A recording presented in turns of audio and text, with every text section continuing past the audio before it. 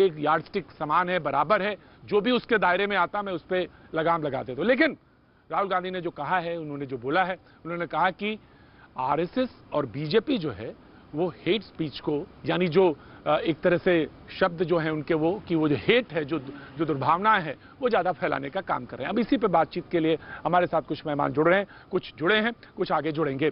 हमारे साथ राधिका खेड़ा कांग्रेस का पक्ष रखने के लिए मौजूद हैं। बहुत बहुत शुक्रिया राधिका हमारे साथ जुड़ने के लिए।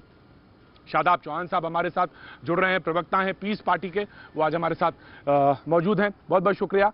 संगीत रागी साहब हैं हमारे साथ जुड़ रहे हैं, बहुत बहुत शुक्रिया प्रोफेसर।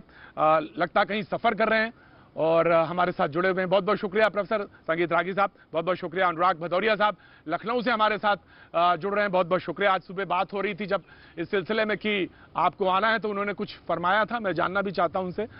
सुबी खान राजनीतिक विश्लेषक हमारे साथ जुड़ रहे हैं, बहुत बहुत शुक्रिया सुबी। मैं सबसे पहले बगैर वक्त गवाए कांग्रेस के प्रवक्ता राधिका खेड़ा के पास जाना चाहता हूं। राधिका, इसका मतलब क्या है कि हेट स्पीच जो है बीजेपी और आरएसएस के लोग बढ़ा रहे हैं और वो फेसबुक उसका एक जरिया है, उसके जरिए बढ़ा रहे हैं। मैं जानना चाहता हूं कि सोशल मीडिया के जरिए बीजेपी आरएसएस झूठी खबरें फैलाते हैं। क्लैरिफिकेशन मैं इस पर जानना चाहता हूं कि आखिर क्या है इसका आधार क्या है। राधिका देखिए, ये बात हमने नहीं कही है, ये बात वॉल स्ट्रीट जर्नल ने खुद कही है। ना कांग्रेस पार्टी कह रही है, ना कोई ऑपोजिशन के लीडर कह रहे हैं, ना राधिका खेड़ा कह रही है, ना राहुल गांधी जी कह रहे, कोई नहीं कह रहा। ये एक आर्टिकल आया है अमेरिका के एक टॉप अखबार का आर्टिकल आया है, वही अमेरिका जिसके इलेक्शन प्रोसेस में भी मोदी जी इंटरेस्ट रखते हैं। इसलिए जब कोरोना फैल रहा था तो नमस्ते ट्रंप यहाँ हो रहा था। हम जानते हैं उनके लिए अमेरिका कितना महत्वपूर्ण है। उसी देश के एक अखबार ने ये सामने लाया है। और जो फेसबुक की हेड है अंकी दास और उनकी जो बहन है जो एबीवीपी के अध्यक्ष है, किस तरीके से उन्होंने भी ये कहा है कि जेएनयू में जो हुआ वो सही है। हमने देखा किस तरीके से वो तेलंगाना के जो एक एमएलए हैं बीजेपी के टी राजा साहब, उन्होंने किस तरीके से हेटफुल चीजें बोली, मुसलमानों के खिलाफ हर चीजें बोली और किस तरीके से उनका कंटेंट नहीं हटाया गया। हमने ये भी देखा है कि कितने ऐसे लीडर है बीजेपी के ये कंटेंट अपने फेसबुक पे डाला, कब कितने लोगों ने किया, फेसबुक ने कोई एक्शन नहीं लिया। लेकिन अगर कोई और पार्टी जो सत्ता में नहीं है, जो बीजेपी से जुड़ी हुई नहीं है, वो कोई भी सच भी डालती है तो फेसबुक कई बार हमारे ऐड तक रोक देती है। और ये हमने कई बार मुद्दा उठाया भी, लेकिन फेसबुक ने उसे हमेशा नजरअंदाज किया। सच्चाई आप भी जानते हैं, आप भी फेसबुक पे है प्रतीक जी, और यहाँ पे बैठे हुए सब लोग हैं। टीवी पे आके अपनी पार्टी का पक्ष रखने के लिए, जनता को गुमराह करने के लिए वो आके बोल देंगे कि फेसबुक हमारा साथ नहीं दे रही, लेकिन ये सच्चाई है। क्योंकि फेसबुक को, ठीक है, मैं आपका मैंने आपका पक्ष जाना। आपने राधिका आपने कहा कि प्रतीक जी आप भी फेसबुक पर हैं। बिल्कुल हूं, मैं फेसबुक पर हूं, ट्विटर पे हूं, इंस्टा पे हूं, तमाम सारे प्लेटफॉर्म जो मौजूद है उस पर रहना है। एक प्रोफेशनलिज्म होता है, एक कंपनी जब चलती है तो एक उसका एक ओथ होती है और इसके तहत वो अपनी नीति की घोषणा करती है। उसने फेसबुक ने अपनी बात कही है, मैं उस पर भी आऊंगा। लेकिन बार बार बीजेपी आरएसएस झूठी खबरों से नफरत फैलाकर वोटरों को लुभाती है। मैं यहां पे जो हमारे मौजूद हैं प्रोफेसर रागी, मैं जानना चाहता हूं कि आरएसएस किस तरह से इतनी प्रभावशाली है कि वो सारे सोशल प्लेटफॉर्म पे काबिज है। ये मैं जानना चाहता हूं आपसे। उसके बाद मैं सुबह ही आपके पास आना चाहता हूं। मैं जानना चाहता हूं प्रोफेसर कि कैसे इतना ज्यादा प्रभाव कैसे है।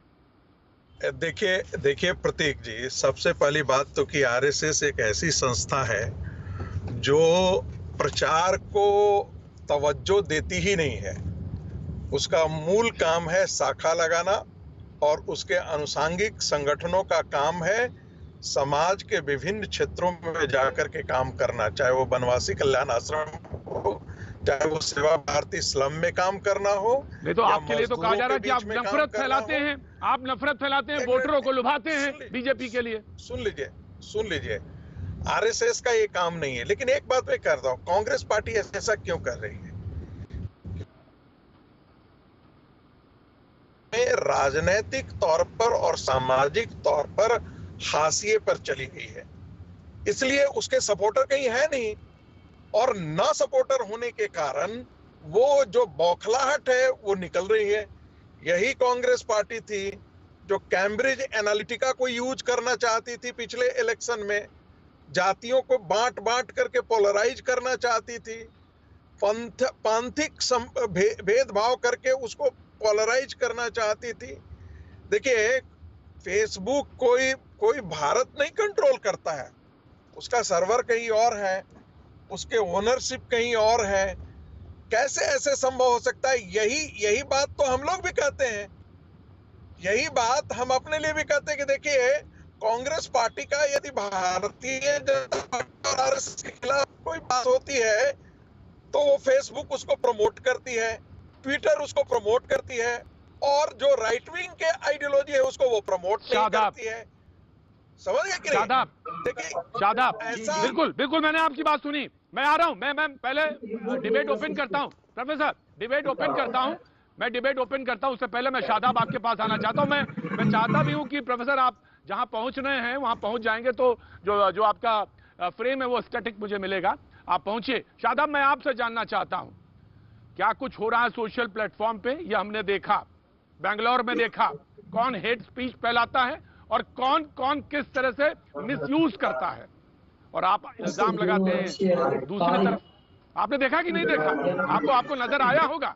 मैं जानना चाहता हूं, मैं आ रहा हूं राधिका, आपके पास भी आ रहा हूं, लेकिन मैं ये जानना चाहता हूं कि कौन फैला रहा है। शादाब, बिल्कुल प्रतीक जी, सोशल मीडिया पहले भी था, फेसबुक, ट्विटर, व्हाट्सएप पहले भी थे, लेकिन 2013 में पहली बार 2013 में भाजपा के विधायक संगीत सोम द्वारा इसका प्रयोग मुजफ्फरनगर दंगों में किया गया। फिर संबित पात्रा ने कई बार झूठी जानकारी दी। इनका भाजपा का विधायक हैदराबाद का राजा सिंह ने प्रयोग किया। जब तक आपके पास कोई ठोस आधार ना हो, बात बोलिएगा। ठोस आधार होना चाहिए। ठोस आधार शादाब है तो नाम लीजिए। नहीं प्रतीक जी, मैं पूरा आपको आप बोलिए। मैं किसी को रोकने वाला नहीं हूं, मैं किसी को नहीं रोकूंगा, लेकिन एक बात देखिए, ठोस आधार है तो बोलिए, ठोस आधार है तो बोलिए। शादाब, बिल्कुल बोलिए। बिल्कुल, मैं ठोस आधार इसलिए है प्रतीक जी क्योंकि इस मामले में उन पर मुकदमा भी दर्ज हुआ था, और ये जो चीजें पब्लिक डोमेन में आती हैं, जो एक धर्म के खिलाफ हो, किसी जाति के खिलाफ हो, उस पर कार्रवाई क्यों नहीं की थी? जब ट्रिपल तलाक के लिए कानून लाया जा सकता है तो सोशल मीडिया कंट्रोल करने के लिए क्यों कानून नहीं लाते? क्योंकि जितनी नफरत फैलती है, जितने दंगे भड़कते हैं, उससे भाजपा आरएसएस का फायदा पहुंचता है। हजारों करोड़ रुपए का एडवर्टाइजमेंट फेसबुक को दिया जाता है भाजपा के ऑफिशियल अकाउंट द्वारा, भाजपा के लोगों द्वारा, इसलिए क्योंकि इससे भाजपा का राजनीतिक शादाब, ये वही बात हुई जो कांग्रेस बीजेपी को कह रही है, और आप यहां बैठ के वही बात कह रहे हैं। ये exactly the same thing. Professor Ragi, मैं आपको रोक नहीं रहा हूं, लेकिन प्रोफेसर रागी यू रिस्पॉन्ड। मैं अनुराग आपके पास आना चाहता हूं। Professor Ragi, you please respond. जी, मैं राजीव प्रताप रूडी जी का भी स्वागत करता हूं। जी, मैं राजीव जी का स्वागत करता हूं, लेकिन प्लीज प्रतीक जी, प्रतीक जी 2 साल पहले ऑस्ट्रेलिया के एक यूनिवर्सिटी में एक प्रोफेसर ने भारत के डेमोक्रेटिक सिस्टम के बारे में ऐसे ही आरोप लगाया था, और वहां पर हमारे एम्बेसडर भी मौजूद थे। तो मैंने पूछा, आपके पास ये डेटा कहां से आया? तो उन्होंने कहा, नहीं, अखबारों में जो छपी है। सोशल साइंस में जब तक आपके पास डेटा नहीं हो, जब तक रिसर्च नहीं हो, आंकड़े नहीं हो, ये सारी बातें जो शादाब जी कह रहे हैं, ये सारे वाहियात माने जाते हैं। इसका कोई अर्थ नहीं है। ये राजनीतिक तुकबंदी हो सकती है, लेकिन ये तथ्य नहीं हो सकता है। इसलिए मेरे भाई, इसको जरा गंभीरता से लीजिएगा।